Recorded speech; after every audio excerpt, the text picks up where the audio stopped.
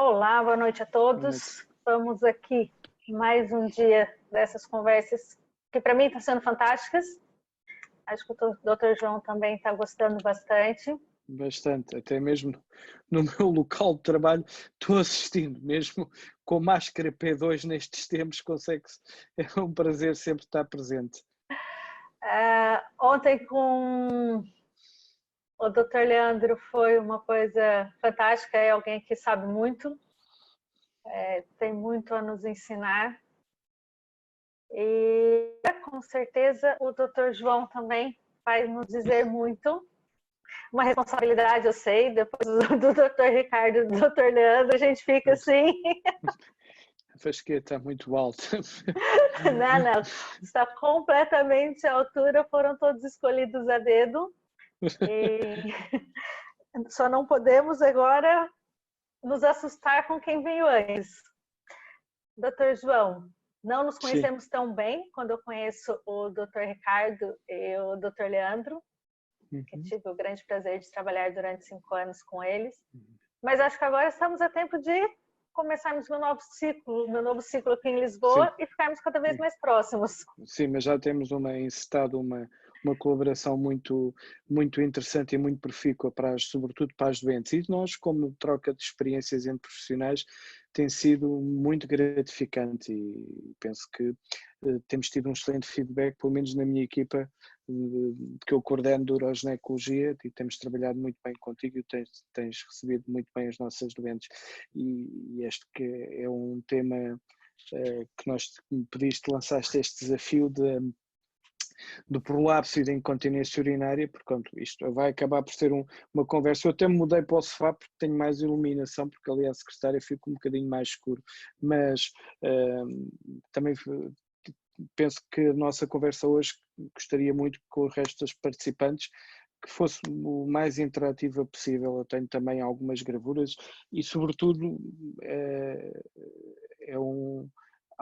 dentro desta especialidade da uroginecologia, que engloba a uroginecologia, ou urologia feminina, ou medicina pélvica feminina, vários nomes foram dados, embora o mais usado é a uroginecologia, que tem, apesar de tudo, que é uma especialidade, uma subespecialidade, uma competência, por assim dizer, partilhada por várias especialidades. Sim, eu também acho que o nome uroginecologia, eu ainda me sinto fisioterapeuta da uroginecologia.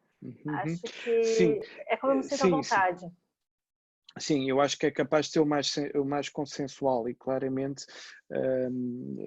como eu te disse, é tocado por várias especialidades.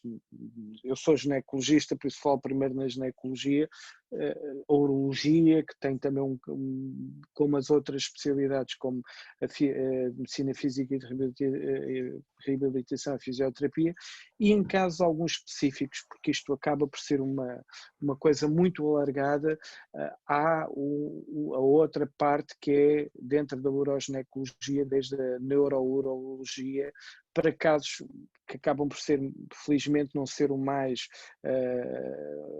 frequente no nosso dia-a-dia, mas para neurodisfunções mais do pavimento pélvico, que são tocadas por outras especialidades como a neurologia, e também existe também a parte da cirurgia coloretal, para algumas disfunções que são bastante pertinentes. Isto acaba por ser uma visão um pouco mais holística destas coisas. Acho que o colaborar é o laborar em conjunto, é uma palavra do latim que resume muito isto, e a gente temos que ter uma visão muito integrada disto, mas acho que cada vez mais tem-se procurado, e a especialidade, esta subespecialidade, e acho que o próximo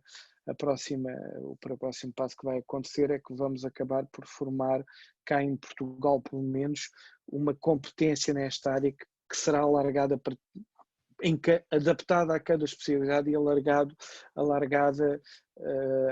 ou seja, as competências que as pessoas têm de ter para isto tem que ser de acordo com as características da especialidade. Não digo, pessoas na física são que sabem competências cirúrgicas, por não serem mesmo, mas que cabe ser o que vai ser evidente, é porque é uma maneira de podermos evoluir.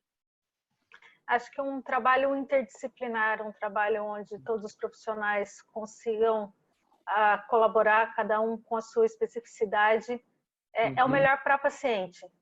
Então, nós temos que, primeiro de tudo, entender a paciente, depois entender o que cada um profissional pode fazer por ela. Sim, sim, com certeza, de completo acordo. Acho que é o lugar como hoje em dia tem que ter cada vez mais equipa. E vindo ao nosso tema, que vão ser os tratamentos cirúrgicos para a incontinência urinária e para os prolapsos dos órgãos pélvicos. Quais são os tipos de cirurgia que nós temos para o tratamento da incontinência urinária? Da incontinência urinária, isto é importante, e acho que o primeiro ponto de ordem, acho que existem, de uma forma muito simplista, vários tipos de incontinência, sobretudo, claramente, existe classicamente o tratamento de incontinência urinária de esforço genuína, que pode ser também, existe também nas incontinências urinárias mistas também alguma indicação operatória. E são classicamente estas duas abordagens, sobretudo aquelas mulheres com uma incontinência urinária de esforço objetivado no exame clínico e o clínico complemento com outros tipos de métodos, ecografia, pavimento pélvico e o estudo urodinâmico, e à frente posso explicar importância do estudo urodinâmico e alguma minha visão sobre isso, e as situações de incontinência urinária mista que ainda conseguem ser quase 60%, ou seja, dos casos de incontinência urinária com indicação operatória, ou seja, aquelas mulheres que têm algum componente de urgência urinária, nomeadamente associado à incontinência de esforço, e nomeadamente aquelas mulheres com algum grau de prolapso do pavimento pélvico, nomeadamente cistocele. Há uns tempos atrás, isto tem a ver com as teorias e tem a ver com a interpretação disto, há alguns tempos atrás, há quem defenda e quem ponha como indicação para a incontinência urinária de urgência também uma indicação operatória. Isto tem a ver com mecanismos da teoria integral da continência. Não é consensual, não é consensual. Nós sabemos que as mulheres com incontinência urinária mista têm algum componente de urgência melhor, não só por correção do social que leva que tenham também componente de urgência urinária, e tem ou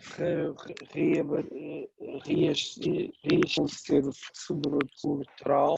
Também existe um mecanismo que desencadeia urgência, ou seja, aquelas componentes urgencionistas que não têm cistocele ou nenhum prolapso, nem também sintomatologia mista, e sabemos que ao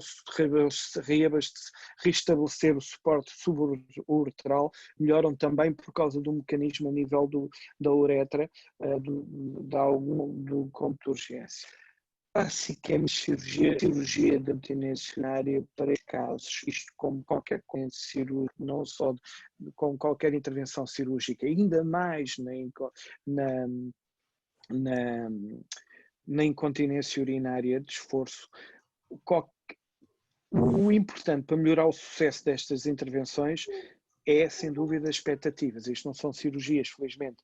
Nós não estamos a tratar uma situação neoplásica, numa situação maligna, tem a ver com a qualidade de vida das pessoas, tem a ver com as suas expectativas da sua qualidade de vida, e sabemos que o importante é primeiro estudar a doente e discutir as expectativas disso, da própria cirurgia. São cirurgias com um bom grau de sucesso, com excelente grau de sucesso. Posso dizer que a doente mais antiga que eu tenho operado e em termos de sucesso e que continua bem hoje em dia, eu fui com um sling retropúbico, um Safir, foi de 2003, salvo erro, ou seja, e a senhora continua continente e sem qualquer complicação, sem qualquer grau de extrusão ou de rejeição da fita e do material. As cirurgias, e isto, eu quero-te falar eu tive que fazer esta pequena introdução porque claramente a cirurgia de incontinência urinária é uma cirurgia minimamente invasiva. Começou com o gold standard e que tem a ver com a cirurgia pública, que vou tentar mostrar aqui umas imagens com o tipo de cirurgias que... Tu estás-me a ouvir? Sim. Começou inicialmente com os slings retropúbicos. Os slings retropúbicos eram cirurgias mais invasivas, mas eram aquilo que foram desenvolvidas como one day surgery. Os one day surgeries, ou seja, a cirurgia só de um dia, claramente mostrava que estas mulheres conseguiam ter alta no próprio dia da própria cirurgia. São cirurgias minimamente invasivas ou cirurgias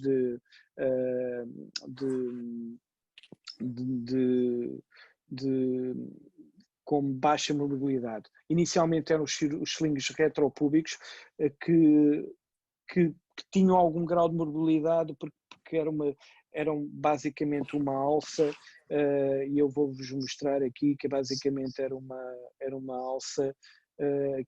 Aqui, como podem ver, estamos aqui a falar dos slings de uretra média e claramente os slings de retropúbicos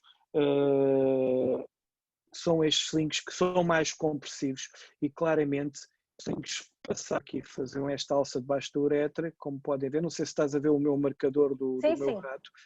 Pronto, eram mais compressivos, tinham um ajuste mais difícil, eram obstrutos. Em 2003, deram-me o sling retropúbico que inicia entre os translatórios retropúbicos, só o gold standard e os estudos do Minipress e as slings e depois serão como menos invasivos os translatórios. Estes translatórios são muito obstrutivos, claramente têm umas passagens cegas por espaço retropúbico, obturador, mas têm umas imagens, têm marcas anatómicas onde a gente pode fazer cirurgia com segurança. O segundo procedimento mais utilizado, facilmente repetível, com muitas complicações, porque se fiz uma alça para cima de apanhar como os fémures, para complicações como hoje em dia, que tem a ver isto, outro parte temático que temos falar, são os slings de injeção única, ou seja, a gente só apenas pode ter tudo aqui do suporte uretral. Olá, João, eu vou te interromper só um pouquinho. O teu som está falhando um pouco. Hã? Teu som está falhando um pouco. Estás-me a ouvir melhor? Estou. Estás-me a ouvir melhor? Um pouco melhor. Ele tá sim, consegues-me ouvir agora melhor? Sim, agora está bem melhor. Estás-me a ouvir melhor? Professor Palma, boa noite. Boa noite, agora sim te ouço muito bem. Você estava à espera do professor Palma entrar para você conseguir falar bem. Já sabia o truque. Olá, doutor Paulo, bem-vindo. Obrigado. Estava realmente ruim o som, agora perfeito, JC. Obrigado. E claramente hoje em dia os mini slings ou os slings de incisão única que permitem-nos ter muito menos complicações com a rede e com a tela, e nomeadamente, sobretudo hoje em dia com toda a polémica, não digo polémica, mas com todos os constrangimentos que começou a haver desde há uns tempos com a utilização e a própria possibilidade de utilizar redes na cirurgia reconstrutiva pélvica. Os Estados Unidos e noutros países europeus foram completamente retirados próteses para reconstrução da cirurgia de reconstrução pélvica, e em alguns países já deixaram de haver também estes slings, que nos põem algum tipo de problemas, porque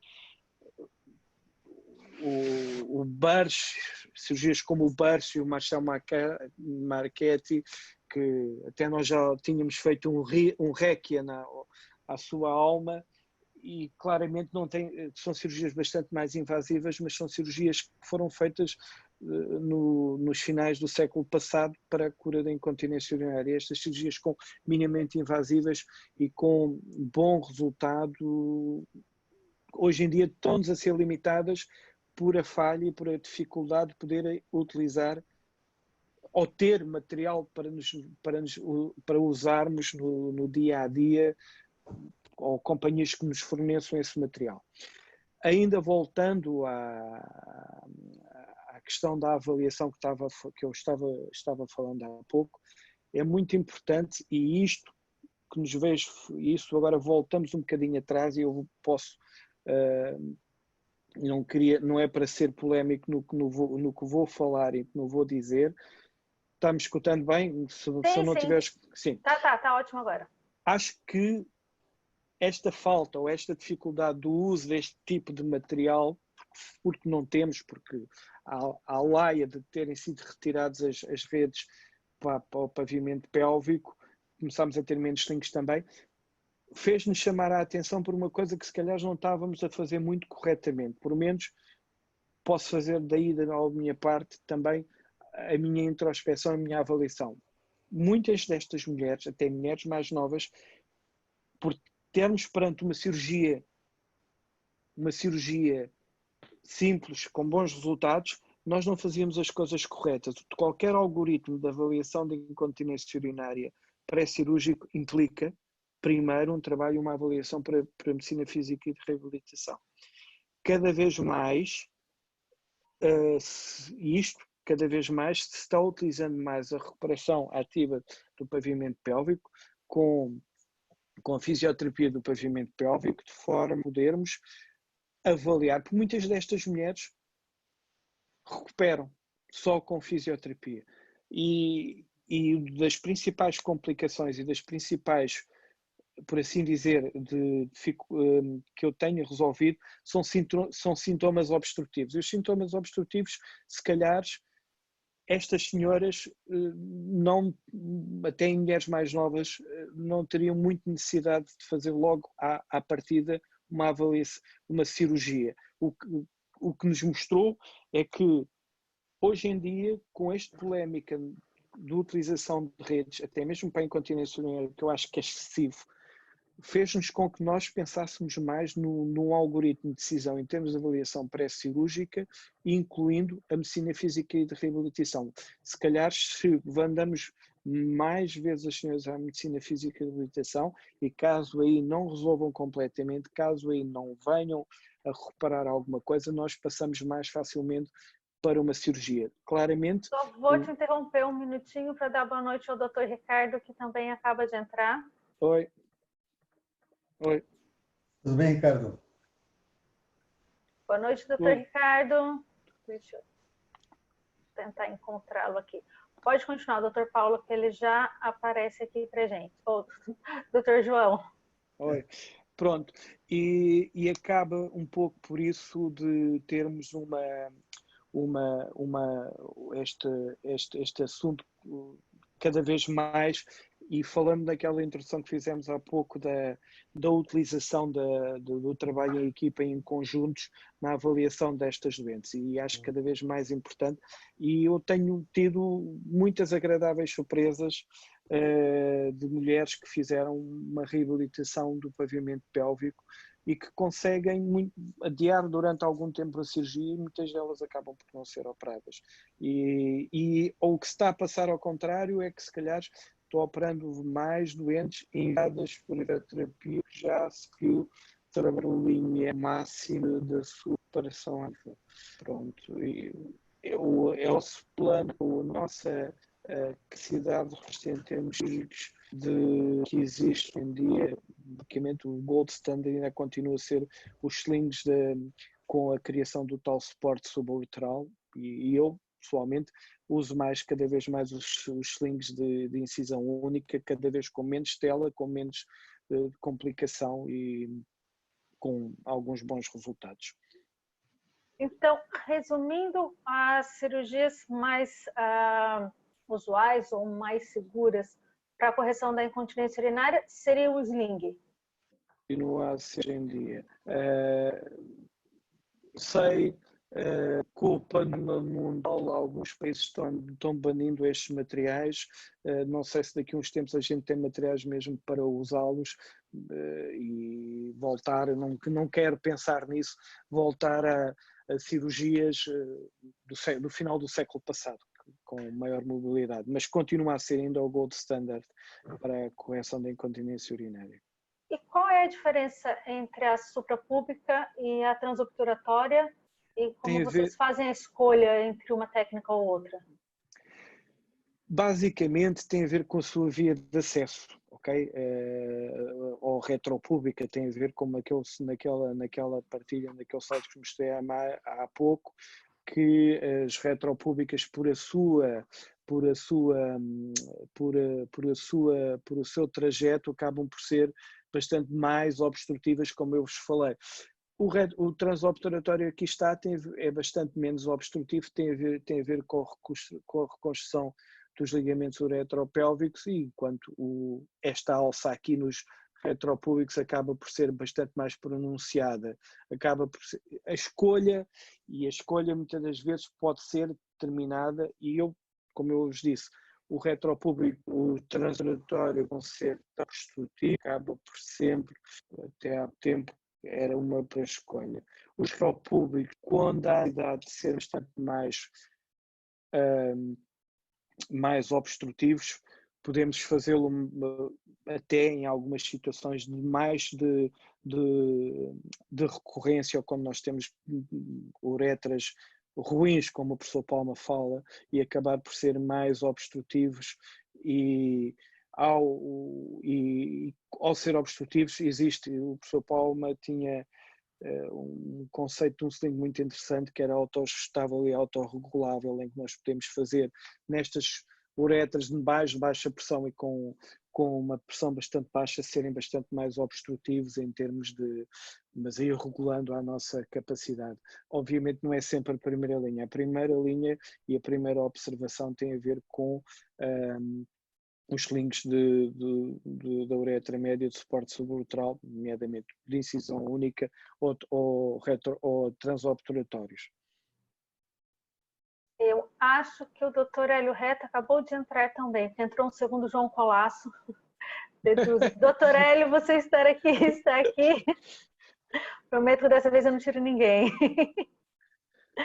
Olá, Dr. Hélio, se for você, seja bem-vindo. Pode continuar, João. Mas eu penso que tenha respondido à tua pergunta. Sim. Em relação às cirurgias, elas são minimamente invasivas, são Sim. cirurgias bastante simples. Já tive a oportunidade de ver algumas com o Dr. Ricardo Pereira, com a minha irmã. Minha irmã também é ginecologista. Minha irmã chama Naira Ramos e ela também é ginecologista, e também já tive a oportunidade de ver algumas cirurgias com ela. E realmente uma cirurgia super simples. O tempo cirúrgico é total de 40 a 60 minutos. O muito tempo menos operatório... tempo, às vezes. Não, cirúrgico total da paciente entrar e sair do centro cirúrgico. O tempo operatório mesmo é infinitamente menor do que isso. Mas quais seriam, embora sejam minimamente invasiva, qual seria as complicações que essas cirurgias poderiam dar? Uma, você já disse, seria a retenção urinária. O que mais que poderia acontecer? Claramente, além da retenção urinária, também temos muitas Boa das noite, vezes... Dr. Rui, seja bem-vindo. Não está ouvindo. Vocês estão-me ouvindo perfeitamente agora, que aqui algumas pessoas... Às vezes dá uma pequena falhada, mas eu acho que é a conexão com a internet. É isso, sim. Desculpa, tinhas-me perguntado Podes vir aqui. das complicações. Nós já te ouvimos, Rui. Olá, estou a ouvir muito mal. Não entrares. As complicações seriam a retenção urinária, e o que mais que poderia acontecer de complicação? Não estou a ouvir mais frequentemente acaba por ser não só primária, mais frequente, além da retenção urinária, a extrusão da prótese. Isto estamos a falar em slings de incisão única, mini slings transoperatórios, quando foi perfeitamente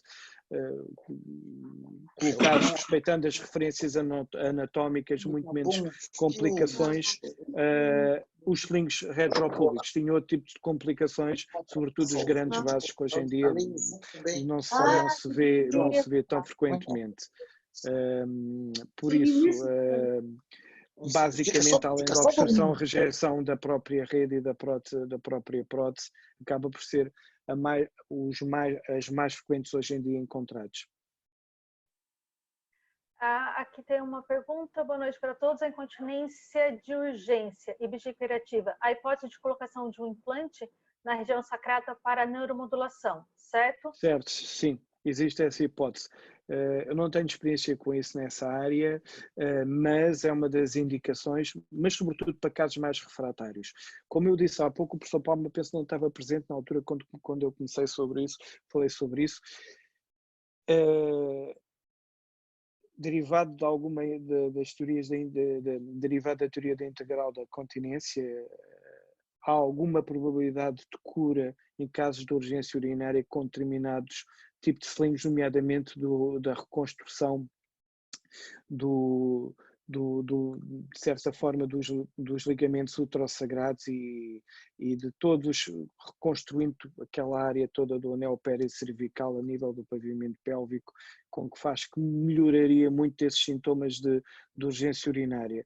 Não é existem bons resultados, nomeadamente com a associação dos slings para a incontinência urinária, nomeadamente esforço com suporte subuteral, e conjuntamente na mesma cirurgia reconstruindo os ligamentos uterossagrados, que será um dos mecanismos responsáveis na avaliação contínua de urgência urinária, da incontinência de urgência, reconstruindo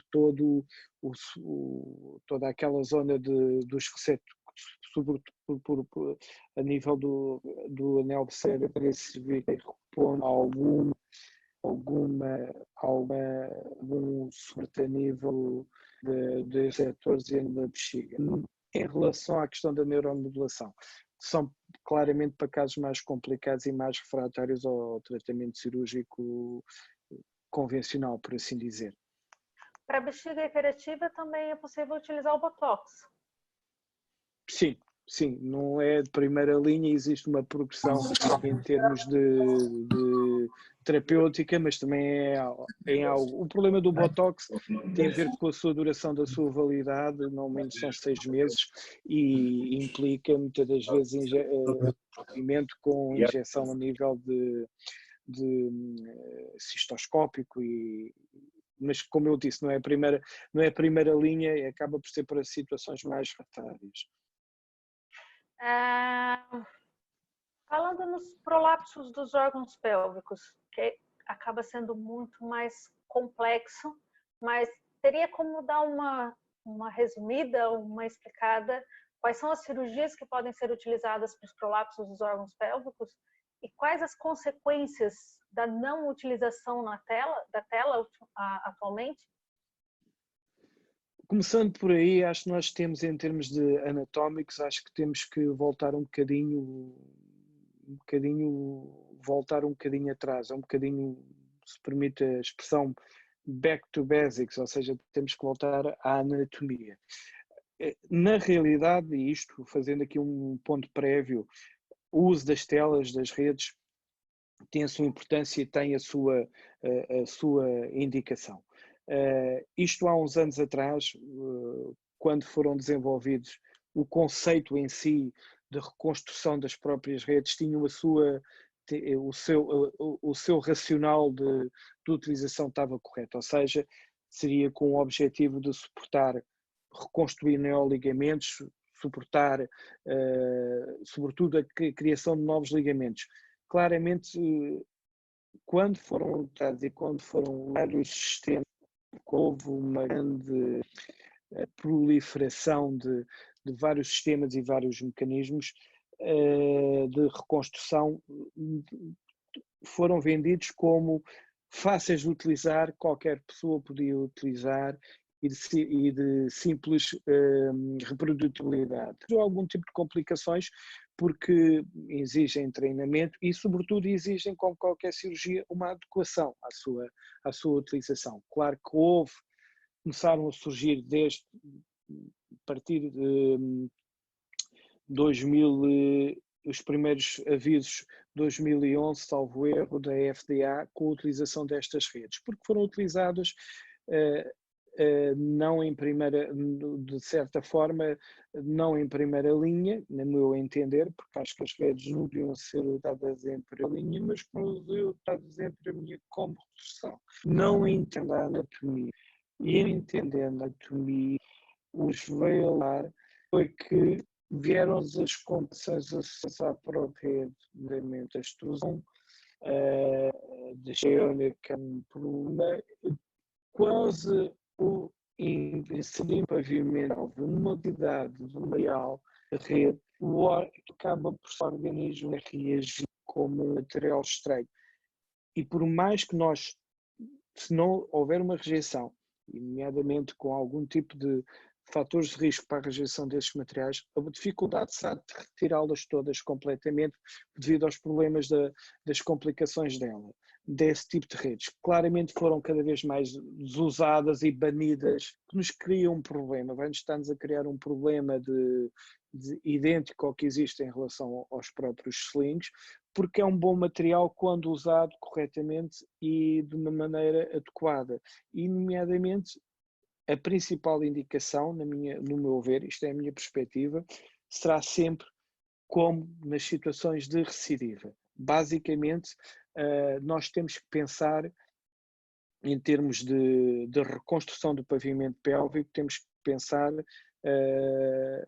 que há um slide que eu vou procurar e vou-vos mostrar, que são 4 pontos-chave que a gente tem que entender nessa reconstrução. Em primeiro lugar, deixa-me mostrar aqui para vocês, em primeiro lugar, o que nós temos aqui, e cada vez mais, e eu vou dizer um ponto à assistência, eu sou um fã de seres livres, claramente conhece, e medidas de acessibilidade para as coisas por cirurgiões sedativos, porque sabia que há uns atrás que dos nós era em algumas pessoas usava falar de rede sobre isto. Tenho este ponto à mesa, vos partilhar um slide que este não é meu, uso sempre quando me pede falar, e realmente as mensagens que temos que entender na gestão pélvica. Está aqui, não é isto. Para fazermos reconstrução de cirurgias, estamos a falar de cistocelos, retocelos, estrocelos, tudo associado. Em primeiro lugar, não vamos lá se não conseguimos conhecer a anatomia. Temos de conhecer as nossas técnicas cirúrgicas. Claramente podemos falar que isto é válido tanto para a cirurgia pélvica, qualquer cirurgia pélvica, quer na cirurgia laparoscópica, quer na cirurgia vaginal. Nós temos de ter o nosso conhecimento das nossas técnicas cirúrgicas. Podemos dizer que eu tenho uma técnica de correção de cistocele assim, mas também existem outra pessoa que tem um domínio de outra técnica, por exemplo. E o mais importante também, nós temos que aprender a identificar a identificação correta de todos os defeitos do pavimento pélvico. Isto muitas das vezes só conseguimos identificar corretamente, muitas vezes intraoperatoriamente, com as doentes anestesiadas. Eu desde há uns tempos atrás tentei validar uma ferramenta... Doutor João, só um minuto. O doutor Rui está perguntando se a correção dos prolapsos por via vaginal ou por via laparoscópica. Não, estamos a falar por via vaginal. Ok. Sim. Isso é outro tema, mas estamos a falar por via vaginal. E estava a falar era das técnicas, isso foi uma à parte. E muitas das vezes nós só conseguimos ter esta identificação e esta noção correta de todos os feita muitas vezes intraoperatoriamente. Como eu estava a dizer, a ecografia do pavimento pélvico eu achei que podia ter algum efeito promissor para planear em termos de cirúrgicos o meu planeamento. Fiz durante alguns anos, nunca consegui mudar, também nunca consegui encontrar nada que me transpusesse para a cirurgia, algo que mudasse a minha conduta e a minha técnica, e depois quando a gente encontra os defeitos, isto é uma regra básica, temos que fazer uma reparação individualizada de todos os defeitos encontrados. Este slide não é meu, é um slide que o Dr. Hélio, que é dele, que me permite utilizá-lo sempre. Isto é uma visão muito própria de uma escola de uma cirurgia pélvica reconstrutiva, nomeadamente em termos de muito com um pendor muito vaginal, uma cirurgia muito reconstrutiva da parte vaginal. O Rui estava a perguntar da parte laparoscópica. Temos aqui algumas umas ideias, e acho que depois podemos perguntar ao Ricardo se ele quiser falar sobre isso. Se eu quiser falar sobre isso, depois sobre essa parte, mas básica, que o Ricardo disse também. Doutor Ricardo, quer sim? Que a escola de partilhar é a mesma. Oi, João. Oi. Tive que dar uma saidinha de uma orientação aqui e acabei não ouvindo a tua pergunta. Não, o Rui estávamos aqui falando da cirurgia de reconstrução pélvica. Sim, Bem, e Alvin levantou-se pélvica, laparoscópica ou por via vaginal, em termos de cirurgia de correção dos prolapsos. Claramente, penso que partilhamos os dois muito de uma parte de uma escola de reconstrução pélvica cirúrgica por via vaginal. E tu fizeste esse caminho muito em termos de reconstrução pélvica e vaginal. E já agora faço-te a pergunta. Em termos de correção clássica do prolapso e reconstrução pélvica, preferes via vaginal ou via laparoscópica? É uma pergunta. Do prolapso, principalmente apical ou total, e também, de certa forma, da retocele, eu mudei muito a minha maneira de ver e enxergar após aprofundar na laparoscopia. O Hélio teve aqui, Hélio foi há mais de 15 anos em que a gente estava super empolgado com o sacro espinhoso, com o útero sacro alto, com dissecção dos uretérios por via vaginal, para fazer a suspensão mais alto possível. Fizemos quase todos os tipos de prolapso por via vaginal. O que eu não fiz muito foi a colpoclase, mas eu tentava de todas as formas a via vaginal. Depois, com a laparoscopia e com maior, como você falou, nas mensagens finais ali, né? Anatomia, você colocou como item primeiro, conhecer a anatomia. E conhecendo a anatomia laparoscópica, que é diferente a visão da vaginal, e dá uma outra visão da mesma estrutura, eu mudei radicalmente o meu entendimento da anatomia pélvica. E assim eu passei a corrigir os prolapsos por via laparoscópica e só em casos de exceção que eu faço por via vaginal hoje. Tanto os resultados como o entendimento do que você está fazendo, sabendo o que está fazendo, que estrutura você está vendo num todo e como você está corrigindo. No meu entender hoje, a laparoscopia ela traz essa visão, e se você acoplar uma visão melhor com o desenvolvimento da laparoscopia, Full HD, e agora, nos últimos 5 anos, a imagem em 3 dimensões, o Hélio, que vocês tiveram a oportunidade de ver aqui, realmente é uma mudança completa no entendimento da correção do prolapso. Então, ficou a laparoscópica como uma correção extremamente anatômica, extremamente funcional, principalmente do compartimento apical. Essa é a minha impressão. Obrigado. Sim. A laparoscopia, ela nos proporciona dissecar o septo reto vaginal quando ele está presente, né? Na maioria dos prolapsos eles não estão presentes porque ele se desintegrou. mas ela nos dá uma visão completa dos ligamentos, das fáscias. Então, eu mudei muito o meu conceito de anatomia das fáscias com a laparoscopia. Mudei completo. Eu não vejo o ligamento útero-sacro como um ligamento. Aliás, eu quero ver alguém que eu nunca vi um desenho mostrando um ligamento que une o útero no sacro. Como o Zachary mostrava o bulbo uretral anterior, intermédio, posterior. Eu vejo completamente diferente hoje. Eu vejo uma fáscia única que faz o compartimento e sustenta os órgãos pélvicos, que é a fáscia pré-sacral, e ela é parte. O útero sacro, na verdade, é uma reflexão do peritônio.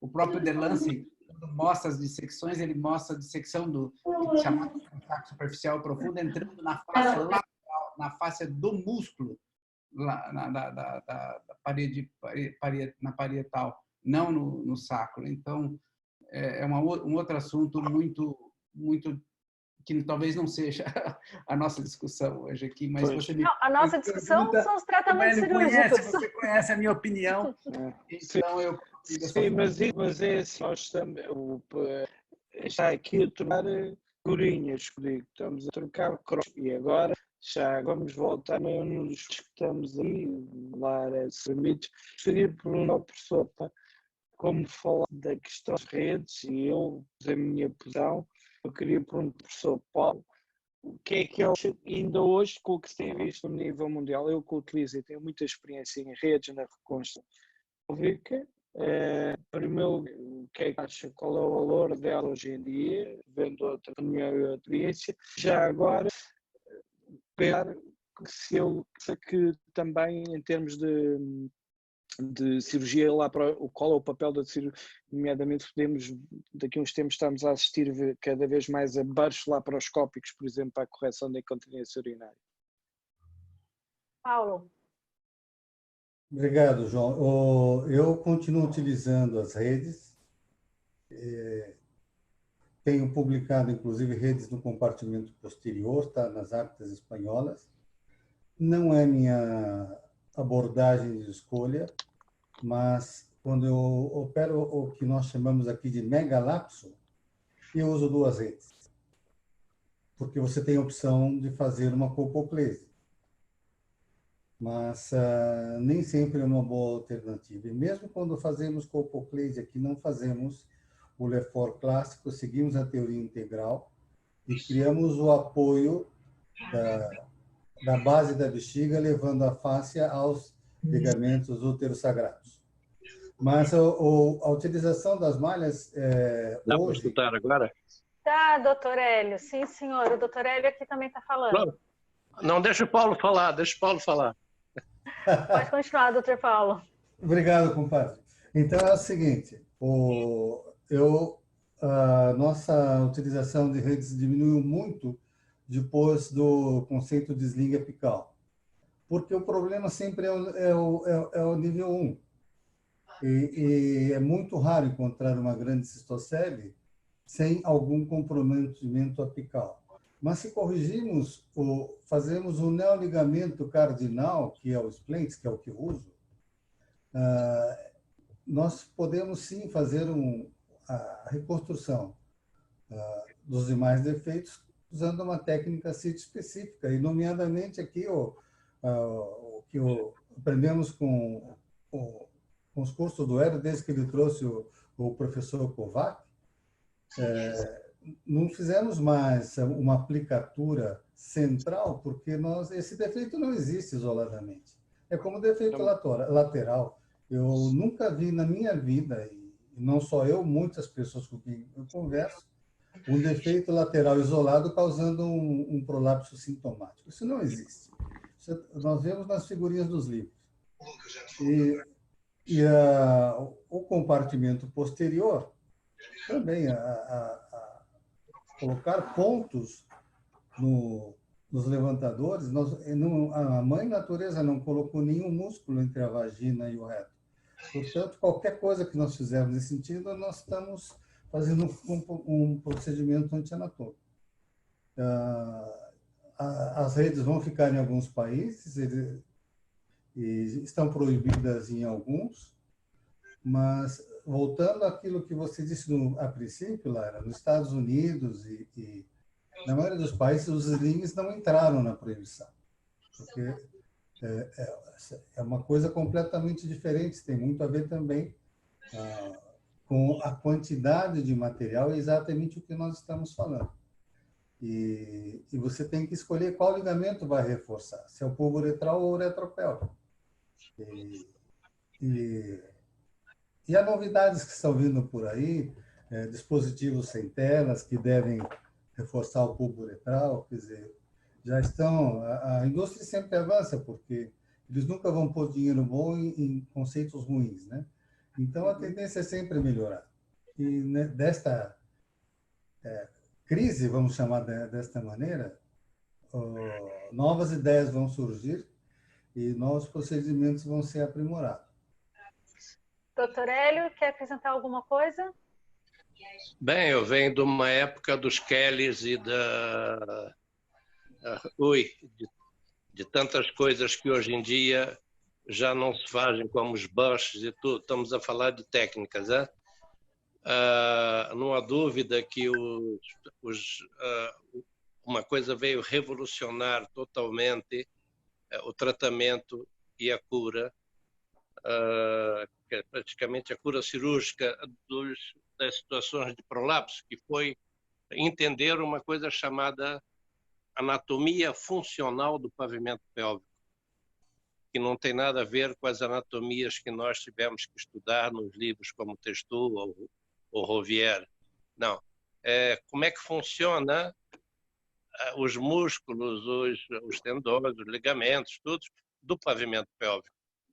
Isso veio dar uma revolução, isso veio dar uma volta 180 graus no entendimento da resolução dos problemas do pavimento pélvico. Eu lembro-me ainda de um slide que, para tratar o prolapso do útero, era pendurar a mulher de cabeça para baixo durante uns tempos, a ver se com umas bolas de seda enfiadas na vagina, a ver se curava o prolapso. Bem, muito tem evoluído. Eu, por uma questão de escola, sou vaginalista, assim como o Ricardo, por exemplo, que é um dos melhores cirurgiões vaginais que eu conheço, mas ele optou pela cirurgia laparoscópica. Entanto, faz ainda muita cirurgia vaginal. Eu acho que, como uma abordagem de início, deve ser uma preparação fisioterapeuta para recuperar a musculatura do pavimento pélvico, seguida de uma cirurgia reconstrutiva das lesões que nós encontramos, porque, como eu disse ainda ontem, nós só tratamos aquilo que nós olhamos e reconhecemos como defeito. Concordo com Paulo, os defeitos paralaterais, isso já é alta técnica, a imensa maioria são iatrogênicos, portanto, são feitos pelo próprio cirurgião, mas pronto, tem gente que acredita nisso. Eu, como não acredito no Pai Natal nem em político honesto, mantenho a minha opinião. Eu acho que devemos fazer uma cirurgia de abordagem inicial dessa maneira, uma recuperação muscular, portanto, fisioterapeuta, seguida de uma reconstrução cirúrgica via vaginal. Para poucos e raríssimos nesse mundo, e eu digo nesse mundo, a abordagem de situações de prolapso urogenitais laparoscópicas são feitas por muito poucas pessoas nesse mundo. Uma delas é o Ricardo, mas eu tenho certeza que se o Ricardo, numa esterectomia vaginal, encontra um defeito, ele vai corrigi-lo, porque ele sabe onde é que está o defeito e como é que há de corrigi-lo. Portanto, resumindo e concluindo, desde que houve um entendimento da anatomia funcional desde que apareceu um grego naturalizado chamado Peter Petros, que veio dar um grande avanço com uma teoria que explicou muita coisa, desde o advento do aperfeiçoamento das telinhas de reconstrução das incontinências urinárias de esforço, ou mesmo do defeito apical, mas com mini slinks mudou muita coisa na reconstrução da cirurgia vaginal. Bem, vou ficando por aqui a ver se eu faço mais perguntas daqui a pouco. Obrigada, doutor Hélio. Eu só posso falar assim, vou ter só um minuto, que a minha alegria de ter todos vocês aqui conversando comigo é imensa. Eu estou ganhando com esse isolamento que eu nunca pensei que eu ganharia. São aulas que poucas pessoas têm o prazer de ter, e eu agradeço a vocês imenso por essas aulas. Dr. Ricardo, Dr. Rui, Dr. Paulo, ou mais alguém? Nós temos aqui vários doutores... aqui. Eu tenho várias pessoas escritas com o meu. Exato, são vários Joões aqui. E acho que penso que está já aqui em linha, estejamos a ouvir o doutor Vilaça e o doutor Sérgio Camargo, penso eu. Se estiverem presentes, se acusem, se quiserem juntar aqui à discussão, isto é sempre importante. Exato, podem todos se juntar à discussão. O que acontece é que o Dr. João partilhou o link dele mesmo, então aparece todo mundo aqui para mim como João Colasso. Foram todos comprados para virem cá falar. Ele está aqui vendo quem realmente veio. Muito bem. O Dr. Hélio me disse agora uma coisa que eu me lembro, conheci o Dr. Hélio em 2006, quando eu mudei aqui para Lisboa. E me lembro que no começo ele não me dava muita atenção, e brinco com ele até hoje. Foi preciso muita luta para mostrar que a fisioterapia realmente tinha valor. E hoje eu fico muito feliz em ele dizer que a primeira abordagem deve ser sim a fisioterapia. E se eu puder fazer uma pergunta a todos vocês, cirurgiões, se a Sociedade Internacional de Continência diz que a primeira abordagem nas disfunções do pavimento pélvico deveria ser uma abordagem conservadora, isso é, a fisioterapia, por que é que ainda vemos tantas mulheres sendo operadas sem antes tentarem esse tratamento conservador? João? Alguém quer... Eu acho, é aquilo que eu te disse há pouco em relação à questão da incontinência urinária. Houve um bocadinho a mudança de mentalidade em relação à questão da fisioterapia. Acho que, em relação à tua pergunta, porque é que se vê cada vez mais operar mulheres sem fazer fisioterapia, pode haver por vários fatores. Mas, se calhar, pode um dos motivos será que talvez nós não insistimos mais e nem explicamos a verdadeira validade e a verdadeira importância do uso da fisioterapia na preparação pré e no pós-operatório também. Eu, pessoalmente, também já te disse há pouco, estou cada vez mais atento a essa questão, trabalhando em equipa e trabalhando com pessoas certas, acho que cada vez vai ser mais importante.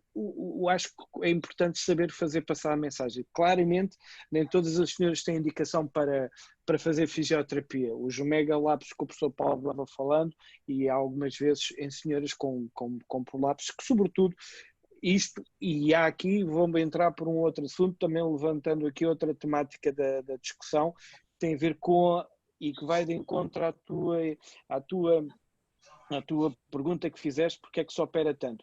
Isto tem muitas vezes a ver com a nossa capacidade de avaliação e discussão de expectativas das pessoas. O que é importante? As senhoras podem ter um cistocel ligeiro, um cistocel grau 2, mas não ser incomodativo de maneira nenhuma para as atividades de vida do dia a dia delas. Por outro lado, o que é que nós vamos usar como critério de cura? É a senhora que aliviou os seus sintomas de esvaziamento vesical, do seu incómodo vaginal, melhorou da sua capacidade sexual, por exemplo. E acho que o que tem mudado ultimamente, e não é um critério objeto de cura cirúrgica, ou seja, ficou com uma correção apical perfeitamente, com uma graduação em termos de avaliação pós-operatória, nomeadamente com uma cúpula vaginal bem fixada, é sobretudo uma avaliação subjetiva. Isto tem a ver com o que há uns tempos atrás discutia muito dos autocampos cirúrgicos entre redes e os que diziam sempre, sobretudo no compartimento anterior, nas correções de cistocelos, que havia melhores resultados em termos funcionais, em termos de avaliação por sistemas como o POPQ, que diziam-nos que eram sempre superiores quando se media em relação a cirurgias clássicas com tecidos nativos. E na realidade tem-se mudado muito o conceito, porque se calhar o que nós estamos a avaliar mesmo é a avaliação subjetiva da própria senhora. Poderá não ter ficado tão em termos de correção, mas o que é importante é que melhorou muitas das queixas que avaliavam, que mudavam cada vez mais. Acho que nem todos os casos são para fazer primeiramente fisioterapia, mas acho que se calhar vimos cada vez, em alguns casos, previamente dar a hipótese, como acontece com a incontinência urinária, de fazer a fisioterapia. Acho que, eu sei que no Brasil existe uma escola em termos de fisioterapia e de reabilitação dinâmica do pavimento pélvico muito avançada, com trabalhos e com resultados muito publicados. Aqui acho que cada vez tem feito cada vez mais coisas, mas acho que estamos a sair do caminho das pedras e entramos numa via mais fácil para nós trabalharmos em conjunto. Isto é a minha opinião. Acho que nem todos os prolapsos são para fazer fisioterapia primeiro, e se calhar cada vez está utilizando mais, tendo em conta que temos que ter uma abordagem, na minha opinião, cada vez mais conservadora. Doutor Hélio, quer acrescentar alguma coisa? Olha, perfeito. Eu não entendo,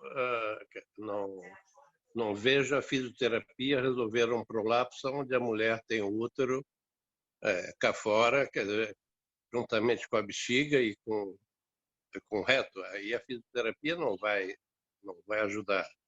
Mas, nos casos de relaxamento das estruturas que suportam, seja a uretra, a bexiga, o útero, o reto, mas que sejam médios ou minor, eu acho que o trabalho na musculatura aí é que eu entendo que a fisioterapia resulta. A fisioterapia não vai resultar num ligamento que está perfeitamente partido, ou então totalmente relaxado. Aí a fisioterapia não vai ter ação, mas na parte muscular, e não esqueçamos que o pavimento pélvico é fundamentalmente constituído por um grande músculo que apoia, aí podemos ter melhores condições de ter excelentes ou bons resultados no pós-operatório.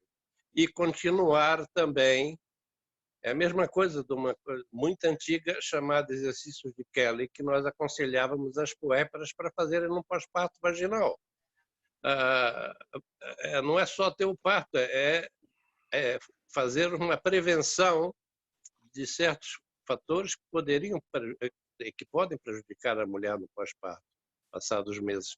Eu entendo a fisioterapia como uma resolução de muitos problemas musculares, e não só, mas a nível portanto, do pavimento pélvico, seja relacionado com situações de incontinências minores, seja incontinências urinárias minores, né? Seja relacionado com incontinências fecais minores também. Quer dizer, coisas que possam depender da parte muscular e que esteja pouca influência a nível dos ligamentos. Isso sempre foi uma coisa que me fez confusão na cabeça e até hoje eu entendo, já abri, conforme a Lara disse, já abri a minha cabeça muito mais em relação à influência da fisioterapia no tratamento das disfunções do pavimento pélvico, e não só nas disfunções sexuais, que também pertencem às disfunções do pavimento pélvico, uma boa parte delas, né? Mas agora, o resto, eu continuo na minha dúvida, é dúvida proveniente da minha formação. Eu sempre fui um vaginalista, vamos assim dizer, e tive toda a formação nisso, embora tenha tido uma passagem pela laparoscopia. Mas o meu nível de laparoscopia, e que de 99% dos laparoscopistas deste mundo não chegam ao nível de um Ricardo Pereira ou de um Henri Reis, não chegam. Portanto, esses podem trabalhar na reconstituição de um pavimento pélvico por via laparoscópica. O resto pode dizer que faz, mas não faz. Então, essa é a minha opinião. Laira. Sim, doutor Ricardo. Posso. Claro. Posso fazer uma provocação? Eu sempre a mim ou aos demais? A tudo, né? A tudo. E eu gosto de fazer provocação porque eu me provoco o tempo inteiro. Eu só acredito no que eu entendo, que eu consigo entender, que faz uma lógica. Então, sempre assim, a minha vida na medicina sempre foi uma certa autoprovocação. E nós estamos discutindo sobre a avaliação, a questão dos prolapsos. Eu vi muito pouca coisa mudar na uroginecologia nos últimos 20 anos, desde quando eu entrei. Quando eu vi o João colocar o final da aula, esse final, essa tarefa final, é a tarefa que eu via 20 anos atrás. Anatomia, sítio específico, que é a base da correção. E qual é a minha provocação? Minha provocação, eu diria o seguinte: a uroginecologia precisa mudar. E ela precisa mudar em 2 pontos. Ela precisa introduzir a laparoscopia para valer. O Hélio, se ele fosse começar agora e ele fosse o inverso, ia trazer ele para a laparoscopia, ele ia ser um dos maiores defensores da laparoscopia. A introdução da laparoscopia, a visão laparoscópica da anatomia. A segunda, a neuropelviologia. Nós estamos falando de várias coisas aí. A neuropelviologia é muito importante para entender uma série de sintomas e de falhas e de acertos na uroginecologia. A inervação autônoma, ela tem sido muito pouco valorizada no entendimento do prolapso, e mais a questão somática, a voluntária, os esfíncteres, o que se consegue mexer no assoalho. Mas por trás tem um sistema nervoso autônomo muito mal, e é difícil de compreender. Muitas das retoceles, desses prolapsos, toda a fisioterapia não adianta. Não adianta porque os nervos foram embora já nesses grandes prolapsos. Ela não tem contração do reto, ela não tem contração eficiente da bexiga, os esfíncteres, muitas vezes. O último a ser lesado são os esfíncteres. Então, o entendimento na neuropelviologia, da neurofisiologia pélvica, da evacuação, da micção, é fundamental um aprofundamento nisso. O outro ponto é a laparoscopia. Sem a laparoscopia e sem a difusão do conhecimento e formação do cirurgião dos prolapsos em laparoscopia, nós vamos continuar criando novas técnicas, novos instrumentos, indústria vindo, cada hora é um, cada hora é outro, e continuamos com aquela coisa. Por que essas falhas? Por que essas falhas? Quando o João coloca o sling, né, os 10%, 90%, isso é desde quando só tinha o mini sling, os outros era tudo 90%, continua 90%. Mudou-se uma série de coisas, mas continua 90%, e os 30% de recidivas das cirurgias de prolapso. Enfim, e veio o novo que houve nesses últimos anos foi as complicações das telas. Tá? Mas o restante continua mais ou menos igual. Então, essa é a minha provocação, no sentido de, se não mudarem a visão para a laparoscopia e se não aprofundarem o entendimento dessas pacientes, a avaliação do sistema nervoso autônomo, não somático, tá? Pensar no plexo hipogástrico inferior esquerdo, um plexo hipogástrico inferior, direito e esquerdo. Eu ia perguntar porque só o esquerdo. Não. Tá vendo? E estudar a parte dos nervos esplâncnicos pélvicos, dos esplâncnicos sacrais, mas principalmente dos motores. Nós vamos continuar criando técnicas e tendo as mesmas dificuldades que eu vejo ao longo desses 20 anos. Seria um pensamento que eu gostaria de dizer como passa na minha cabeça essa questão dos prolapsos. Doutor Hélio, quer acrescentar alguma coisa? Só um comentário, Ricardo. Eu aprendi e vi com Robert Zaccarin, e não só, a existência de ligamentos como os cubo-uretrais, ou paracervicais, ou úteros sagrados. Eu sei que você demonstrou... Calma. Eu sei que você demonstrou para mim. Isso me fez uma confusão no espírito, que os úteros sagrados não existem.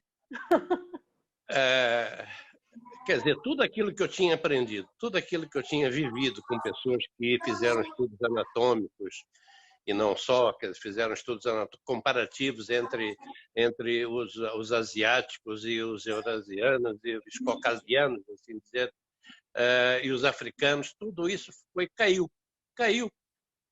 Porque eu vi durante uma laparoscopia em 3 dimensões que, de facto, aqueles ligamentos que eu, quando puxava, eu via eles virem, não existirem a nível do sacro, mas todas as técnicas era de suspender a cúpula a nível do sacro, dos úteros sacros, ou vai por aí afora. Isso me fez confusão e eu estou confuso até hoje. Não tenho experiência como a tua para a identificação em 3 dimensões dessas estruturas, mas penso que o conhecimento da anatomia, principalmente a anatomia funcional, e você veio acrescentar um fator muito importante que nós nunca estudamos. Eu, pelo menos, sou ignorante nisso, na maior parte dos nervos que sustentam o pavimento pélvico, tirando aqueles que a gente sabe desde criança, né? Mas, tirando isso, caímos na coisa básica da medicina, que é, primeiro, diagnóstico e depois tratamento. Estamos a falhar muito na parte do diagnóstico, que ainda não entendemos verdadeiramente o que é que se passa nas situações de deficiência das estruturas que seguram o pavimento pélvico, e há várias técnicas que tentam resolver essa situação, mas é como dar aspirina para dor de cabeça, e ela pode ter um tumor cerebral. Estamos nessa fase, ainda sabemos muito pouco sobre o que é que origina verdadeiramente, tirando aquilo que a gente sabe de gingeira, não é preciso fazer tese de doutoramento para isso, dos efeitos do parto vaginal nas situações de relaxamento do pavimento. Mas quantas mulheres têm parto vaginais? Brutais, como eu assisti em África, que a única consequência mesmo séria são fístulas vésico-vaginais. E não há situação de prolapso nenhum. Tá bem, falem-me da... Bem, não vou entrar por aí. Olha, fico por aqui e continuo na mesma recado, concordo totalmente consigo, ainda falta muito fazermos uma coisa essencial em medicina, que é diagnóstico.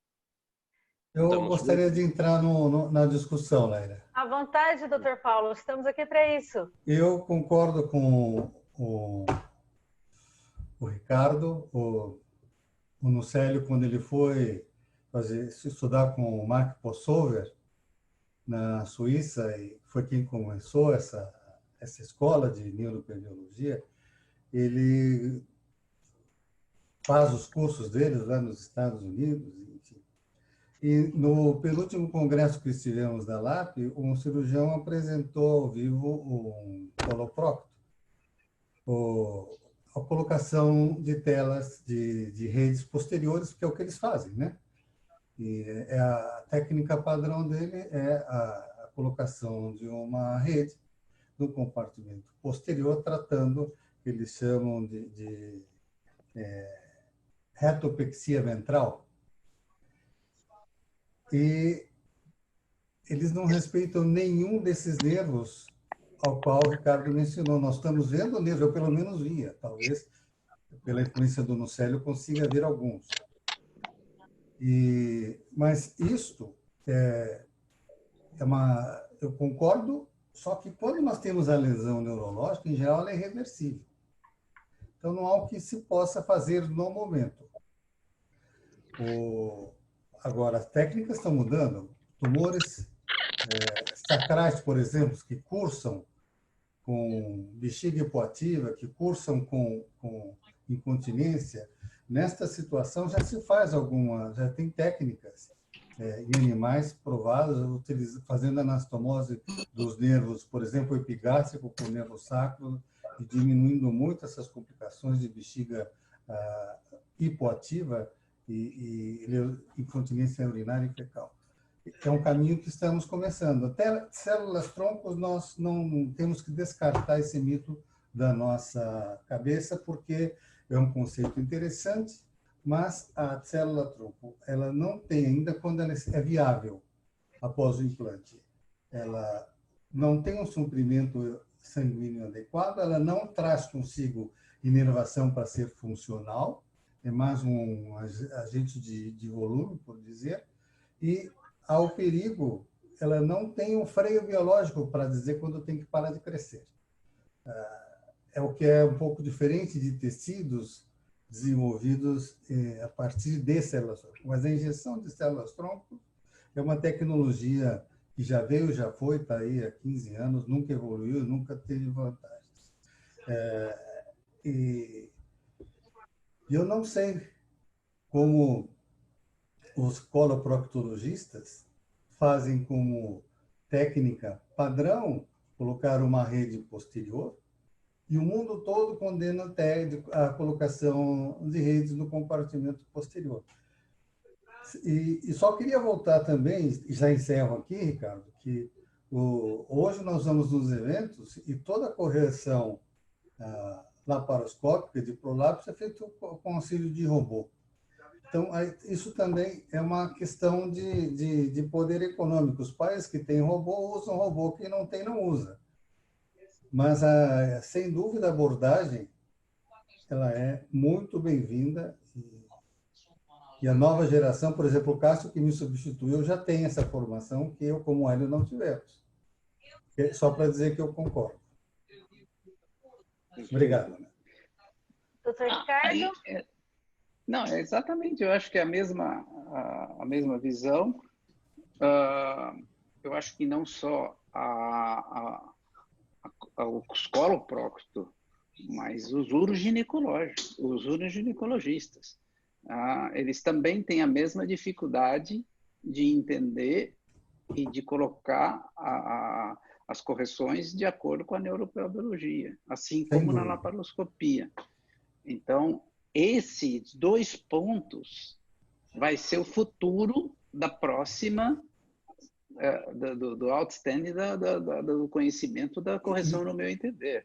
Se me permite, Ricardo, aí a laparoscopia é imbatível, porque a visão que você tem com a laparoscopia, para ver aqueles pequenos nervos, eu pelo menos não vejo numa cirurgia aberta. Não só ver para poder entender, mas as fáscias, né? Eu digo, porque os nervos estão entre as fáscias. E as fáscias anatômicas da pelve, elas têm que ser reescritas do ponto de vista da visão laparoscópica. Então, como o Hélio falou, quando a gente tem, e outra, eu tenho essa visão hoje. Quando eu comecei, eu também, a primeira vez que nós fomos ao Pulsover, foi eu, Lucélio, meu irmão, o Alisson, e nós ficamos uma semana lá. E foi uma semana fantástica que mudou minha vida. Depois o Lucélio voltou e ficou mais 6 meses fazendo a parte de paraplégico. E aquilo foi entrando, eu fui para fazer a questão da endometriose, mas aquilo serviu para mim no entendimento de uma série de coisas fantásticas que estão no nosso dia a dia. Então, assim, eu acho que ela é pouco discutida, ela é pouco entendida, ela está sendo pouco aproveitada. E quando a gente fala dos coloproctos, não é é da visão, né? Entendo. Ela é muito pouca. E para mim foi fundamental, porque eu trabalho com mulheres que não têm prolapso, na maioria das vezes, que são as pacientes jovens da endometriose. E eu tive a oportunidade de ver as fáscias íntegras, muitas vezes inférteis, que nunca tiveram uma gravidez. E quando eu opero as que já têm o prolapso, que já tiveram partos e não tem mais fáscias, para mim é fácil comparar as duas visões, né?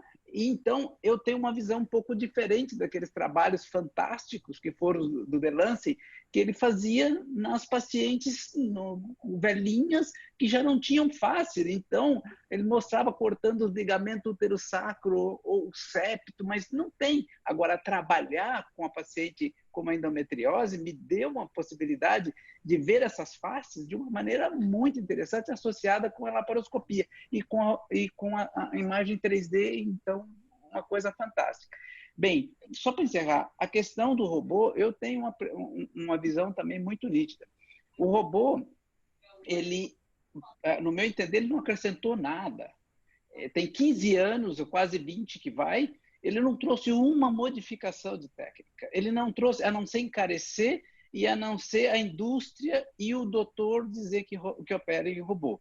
Aí ele aprende a fazer o seu robô, tudo bem, aí ele não vai fazer a laparoscopia, mas não tem uma técnica da robótica que você não reproduz pela laparoscopia. Então, o robô, ele não traz, eu acho que o dinheiro gasto no robô, e o robô só ganhou notoriedade porque ele foi introduzido com câmera 3D. Se não tivesse sido câmera 3D, ele não estaria aí.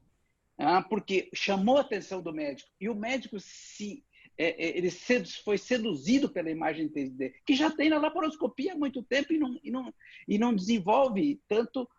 Os aparelhos não são difundidos como a robótica, mas a robótica é fashion, é cara. Os hospitais têm interesse em dizer que tem robô, a indústria joga pesado, e o médico que opera em robô, ele ganha um up. E ele diz, eu sou o robô, agora eu vou operar com o robô, sou mais preciso, eu vejo o nervo melhor, eu poupo a próstata, e a próstata é mais isso e aquilo. E não é bem assim, do ponto de vista de demonstração científica.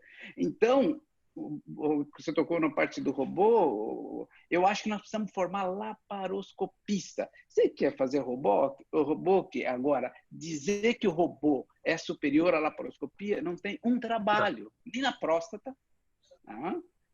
para preservação de nervos, a última revisão, nem a próstata. Agora, ela ganhou hoje 100%, acho que das prostatectomias nos Estados Unidos são feitas com robótica. Totalmente de acordo, Ricardo. Agora, se você desenvolve, vai lá em Estrasburgo com os franceses, eles fazem as prostatectomias laparoscópicas perfeitas. Só que a indústria e a aceitabilidade da 3D no robô, eu não vou discutir que não é área minha, mas assim, em laparoscopia, ela é mais barata, precisa ser introduzida a 3D laparoscópica e desenvolver, vai ser mais fácil formar cirurgiões laparoscópicos do que... Eu concordo, o que se faz aqui na Unicamp, todos os nossos residentes de 5º ano saem sabendo a prostatectomia radical laparoscópica. Então... Já não é mais opção, não é mais opção, é obrigação. Então, isso é fantástico, isso é fantástico. Agora, não só tem que fazer com robô, eu coincido com você. Agora, a força... Bem, nós fugimos do tema, porque isso realmente eu concordo que tem Doutor interesse Hélio, comercial quer e te acrescentar desvia. alguma coisa? Eu, com tanta gente sábia, eu fico quietinho. Mas eu acho que seria, antes de entrar em cirurgias laparoscópicas ou robóticas, deveriam saber como é que se corrige uma perfuração, por exemplo, de uma veia ilíaca interna. Como é que se corrige isso? Antes de entrar na laparoscópica ou na robótica. Porque aí estamos a falar de anatomia, estamos a falar de conhecimento anatômico e de técnica cirúrgica, ponto final. Você está sendo aplaudido. A anatomia pélvica tem que ser revolucionada pela laparoscopia. Isso vai mudar completamente, mas não é aquela anatomia que nós conhecemos, precisa mudar. Aí vai surgir novas ideias. Se eu puder dar o meu depoimento, depois desses últimos 5 anos acompanhando as cirurgias com o Dr. Ricardo, é outra coisa. Você vê o paciente dentro e vê em 3D, que é uma imagem fantástica. E como ele disse, pacientes jovens que têm a face íntegra e que você consegue realmente depois comparar com uma paciente mais idosa. Já cheguei a ver cirurgias de tela por vídeo com ele e também a robótica não, doutor Ricardo. Vídeo... Pode ser robótica também, se fizer com os mesmos é uma provocação. Eu acho que é só mais cara. Não, eu acho que vai gastar dinheiro com outras coisas. E não com marketing. Gasta com jovens. Põe os jovens para fazer cursos e entrar nas cirurgias. Às vezes, quando eu discuto sobre a área da saúde de um modo geral, e me fazem perguntas de umas técnicas ou outras, sendo da fisioterapia ou não, e uma das coisas que eu explico é, nós não podemos esquecer que a área da saúde também é um comércio. E sendo um comércio, existem pessoas éticas e pessoas não tão éticas, e algumas vezes o que conta mais é a parte financeira. E não só isso, você se convence que aquilo não é tão desonesto, não. Você se convence que aquilo é a única coisa e é o melhor. Esse, não digo que fazem por maldade, mas concordo. Eu se fosse jovem e visse uma cirurgia robótica, ia ficar louco. Nossa Senhora, eu não vou. Assim, seria uma coisa super sedutora. É muito interessante. Eu hoje, se eu fosse começar, provavelmente eu caía na boca da robótica. Assim, ele me engoliria. Eu não sei se eu teria a mesma oportunidade de ter as oportunidades que eu tive na vaginal e na laparoscópica, porque ela é sedutora. O comércio, não só, mas a imagem, uma série de coisas. Então, não é só a questão de maldade, eu acho que não. Todo mundo quer progredir, todo mundo quer, uns conseguem mais, outros têm uma visão mais...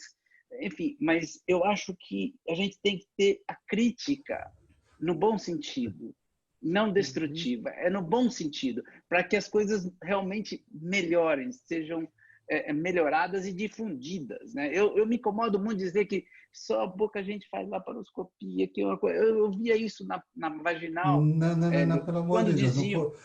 Perdão, Ricardo, não foi isso que o Hélio falou. O Hélio falou. Ele colocou o nível. Quantas pessoas vão chegar no nível 3 fazendo uma laparoscopia? Eu conheço 3 pessoas. Mas tem que fazer mais, é porque não acreditam. No momento que acreditar, vai ser feito. Tá bem, Ricardo. É que nesse momento eu coincido com o compadre, porque laparoscopistas assim com letras maiúsculas, com todas as letras, eu não vou dizer que eu conto nos dedos, mas são poucos. Mas nós não temos, escolas. Nós não temos escolas. Quem é capaz de corrigir uma laceração de uma veia ilíaca interna, laparoscopicamente, se não tiver tido formação de uma cirurgia prévia, cirurgia normal? Quem? Quem é que você conhece, Ricardo? Quem é que você conhece, Paulo? Não, Hélio, mas veja o que a história nos impôs. Nos Estados Unidos, hoje, estamos fazendo cursos, eles estão, para fazer sling autólogo, porque os residentes não fizeram nenhum autólogo em toda a sua formação, e lá são 6 anos. E agora, quando entra na oncologia e se faz cirurgia visuolaparoscópica, ninguém mais tem acesso a cirurgias ao retroperitônio, porque nós não abrimos o retroperitônio para tirar tumores e cálculos há décadas. Então, nós não perdemos esse conhecimento. Então, isso agora vem a posteriori para um grupo pequeno. Porque não tem como voltar. Dr. Rui e Dr. João, estão os dois aí caladinhos só observando. Fala, João. Só aqui um comentário. Assim, eu estava aqui assistindo e pensando, nomeadamente, nas ideias que o Ricardo estava falando sobre a neuropelviologia, e claramente não é um assunto fácil, é uma compreensão difícil. É preciso mudar muito o nosso mindset em termos de visão. Acho que isto não são coisas que se mudam de um dia para o outro, porque não são conceitos fáceis, é muito mais simples quando são conceitos fáceis.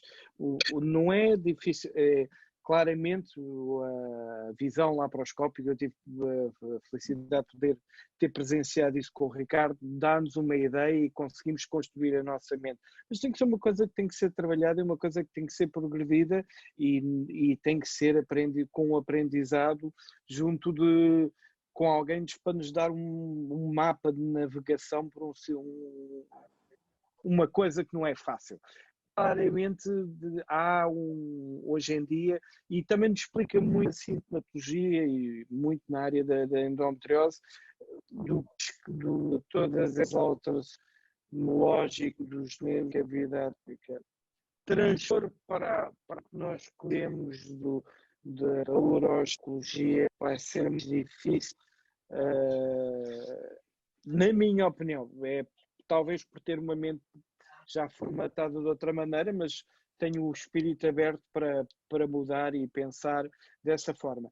Há também uma outra coisa interessante, porque, pegando naquilo que o Paulo falou, e voltando à história da laceração da veia que o Hélio estava querendo falar, que a AGL,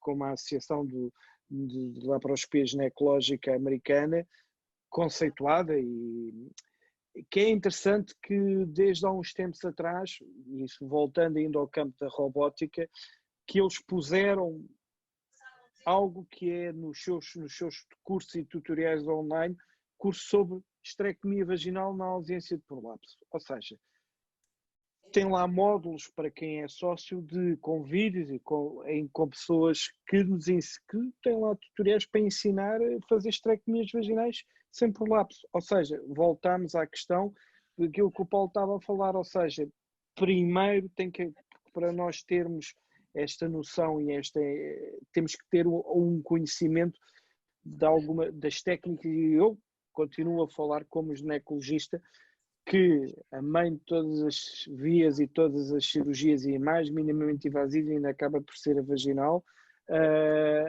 Claramente a laparoscopia que inicialmente nesta área que nós estamos aqui a falar, e voltando que há uns tempos atrás estava discutindo isto com o Sérgio Camargo, houve nos anos 80 um artigo do Kovac e do Hélio em que desenvolveram a laparoscopia para transformar, nomeadamente as esterectomias laparoscópicas, as esterectomias transformar para transformar as esterectomias inicialmente abdominais em vaginais. E estes conceitos, e partindo destas ideias, porquê? Porque eles primeiro têm uma experiência da via vaginal, como tu, Ricardo, tens também. E como o Paulo estava a dizer, já ninguém faz a abertura do retroperitónio, ou os residentes de urologia não sabem fazer lá os slings autólogos de fascia lata. A gente passou um bocadinho, talvez por expressões. Falámos aqui da questão da indústria, tudo o que nos trouxe de bom ou de mau, mas passamos um bocadinho das expressões de experimentar coisas novas e a mesma coisa da robótica, já vi. O Rui que está aí, se quiser falar, que também já fez robótica, eu também já estive com ele a ajudar. Eu acho que é realmente um brinquedo engraçado, muito engraçado, a gente fica realmente empolgado, mas eu acho que cá em Portugal temos que neste momento pensar repensar em termos de técnicas daquilo que nós já temos e dar um bocadinho de ideia para o campo do retroço. Estamos aqui nesta conversa, isto é as cerejas, é muito, cada vez que falamos ainda vamos ficar aqui a noite inteira, mas... eu só queria fazer um apontamento, João, se me permitires. Só um minuto, pode falar, Dr. Rui. Me identifico, não digo a 100%, mas a 200% com a visão do Ricardo. Eu comecei por ter uma formação que em Portugal temos a possibilidade de ter em cirurgia vaginal e devo-se grande parte, se não quase toda a parte, a duas pessoas, ao Dr. Hélio e ao João, e começámos porque em Portugal nós temos escola de cirurgia vaginal. Nós em Portugal também temos escola de cirurgia abdominal, mas na realidade não temos escola de cirurgia laparoscópica. E eu comecei por ser um cirurgião, um ginecologista generalista, depois passei para ser um vaginalista e neste momento não sei o que é que sou. Acho que eu sou um gineco-uro-laparoscopista, não sei se posso dizer isto assim, porque me identifico com esta visão do Ricardo. Eu sinto-me sempre insatisfeito com o que tenho e acho que é preciso progredir e quebrarmos aqui conceitos e noções que temos. Temos que passar da velha anatomia para a nova anatomia. Cada vez que progrido mais na laparoscopia, acho isto. Eu acho que nós conseguimos tratar melhor os doentes hoje e vamos conseguir tratar amanhã, mas temos que dizer que isto não chega. E de facto, avançar na laparoscopia, na minha opinião, é avançar na oferta cirúrgica que temos para dar aos nossos doentes. Temos um trabalho árduo, porque somos nós que temos que criar este trajeto. Ninguém nos traz isto para cima da mesa. Enquanto que eu tenho vários serviços em Portugal, que se quiser ir aprender a fazer uma vaginal com ou sem prolapso, reconstrução de pavimento pélvico, podemos nomear alguns de grande qualidade. Quanto à cirurgia laparoscópica, são poucos os internos que têm uma formação de nível superior. Portanto, este nosso grau de insatisfação tem que nos fazer crescer, sair, e há bocado o que o Ricardo disse, revejo-me 300%. Também tive o privilégio, como diz o João, de progredir para a robótica e hoje olho para a robótica como uma máquina fantástica, mas que na realidade me permite fazer o mesmo que a laparoscopia, com se calhar 1/10 do custo. E portanto, acho que hoje mesmo para o tratamento do prolapso, a laparoscopia vai ter muito a dizer e vai ser... Mas acho que vai ter muito a dizer, pode ser, mas se calhar tem que se ver naquela visão que o Ricardo estava a falar da questão dos nervos pélvicos, porque eu tenho visto lá para a por cirurgias por prolapso, realmente não me convence. João, em 2005, eu apresentei um vídeo na IDL. Foi uma coisa muito interessante. Foi um vídeo que foi muito bem aceito. O Bob Roger levantou e foi lá e disse assim: Ricardo, a audiência gostou muito, foi muito boa esse vídeo. E eu vou disponibilizar esse vídeo para vocês. E vocês vão ver. 2005 em Chicago, eu apresentei a nova visão da cirurgia ginecológica. Ricardo, podemos marcar mais uma reunião com você e você apresenta esse vídeo para nós. Não, eu vou mandar para vocês. Vocês vão ver. Ele tem várias coisas que eu mudaria hoje. Alguns detalhes. Mas a essência é a mesma. 2005. E vocês vão ver nervos, fáscias, ligamentos e a via vaginal, a via laparoscópica e o retroperitônio. Integrar, porque quando a ADL era a Associação Laparoscópica Americana, nós tínhamos no curso MIGS, aqui o primeiro que nós fizemos em 2003, a visão do MIGS, da cirurgia mínima invasiva, ginecológica, ela tinha que entrar a laparoscópica, a vaginal. E as outras técnicas todas minimamente invasivas. É muito interessante porque Tem 15 anos esse vídeo, tá? E eu não vi uma mudança prática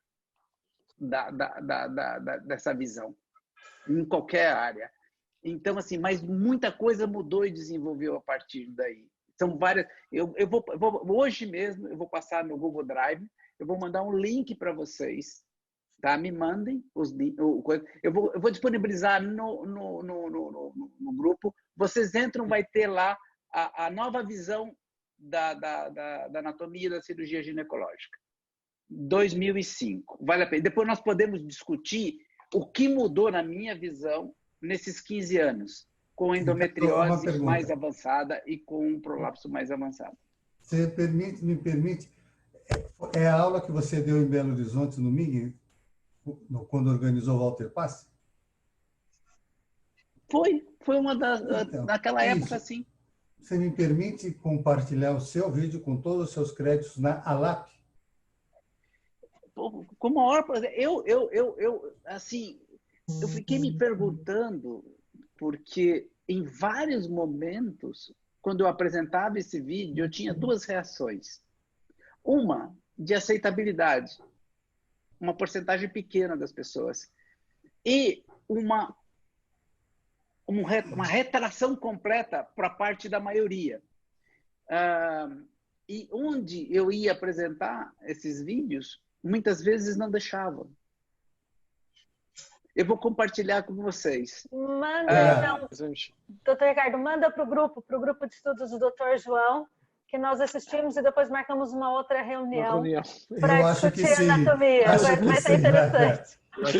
Vai ser tema único. Olha, meus colegas, nós precisamos terminar, já faltam 15 para as 11 aqui. Nossa, isso é um bate-papo longo. Doutor Hélio, vamos começar a marcar mais cedo.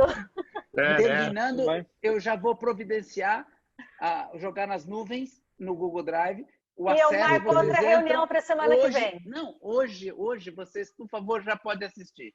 Não, nós assistimos o vídeo hoje e marcamos uma outra reunião para discuti-lo a semana que vem. Seria perfeito. Muito obrigado pelo convite. Pode deixar que fazemos isso. Obrigado, Dom Compadre. Obrigado, Joca. Boa noite a todos. Boa noite. Se eu puder só dar uma palavrinha da fisioterapia, eu concordo com o que vocês disseram. A fisioterapia nunca vai tratar um prolapso grau. O moderado pode até ser que ela tenha alguma atuação, mas nos prolapsos leves, os pacientes podem ter grandes benefícios com a fisioterapia, assim como na incontinência urinária. Uma incontinência urinária de leve a moderada, a fisioterapia tem resultados fantásticos. O que acontece é que eu acho que antigamente a fisioterapia, assim como a medicina, ainda não estava tão avançada e demorávamos muito tempo para dar esse resultado aos pacientes, o que fazia com que as pacientes se desanimassem. Mas hoje os colegas aqui que partilhamos pacientes e que atendemos em comum, veem que os resultados aparecem muito rapidamente e que desde que os pacientes mantenham os exercícios, como o doutor Hélio disse, esses resultados se mantêm. Então a fisioterapia tem o grande problema, que a fisioterapia depende muito da paciente. Não adianta a paciente fazer o tratamento de fisioterapia embora e não seguir as orientações, que realmente é uma musculatura que vai enfraquecer de novo. Mas assim como é muito bom saber que vocês ainda têm muito que evoluir, porque a fisioterapia, então, nós ainda temos muito para evoluir, mas acho que estamos crescendo devagarzinho. Uma boa noite para vocês. Muito obrigada. Essa conversa foi fantástica. João, tá vendo? Você se saiu muito bem. O João no começo estava reclamando do Dr. Ricardo, que depois de você e do Dr. Leandro ia ser muito grande. A dele foi a melhor. Tá vendo, João? Você gastou 2 horas. Doutor Hélio, muito obrigada. Parabéns, João. E boa noite a todos. Boa noite a todos. Até amanhã. Boa noite. Boa noite.